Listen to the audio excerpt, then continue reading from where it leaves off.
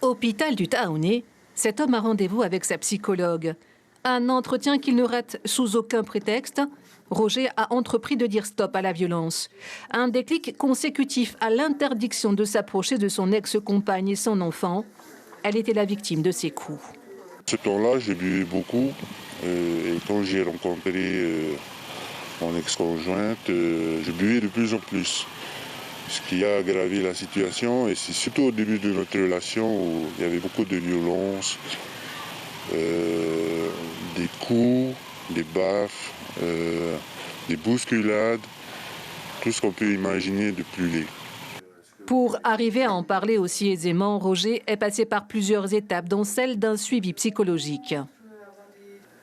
Il ne s'agit pas juste de quelqu'un qui tape sur quelqu'un d'autre, mais il y a une interaction qui existe et qu'on peut questionner, et c'est en sollicitant aussi des partenaires que sont les services peut-être sociaux, les services médicaux, psychologiques, voilà, qu'on peut peut-être essayer d'avancer. À ce panel de partenaires, il y a également la justice, et ça compte, notamment pour ceux qui se sentiraient concernés par cette question et désireux de la travailler. Je vois mes erreurs en face et de les accepter, de les comprendre, de connaître leurs origines. Il n'y avait que ce moyen qui m'a permis en fait après de comprendre qu'il fallait témoigner. Il fallait aussi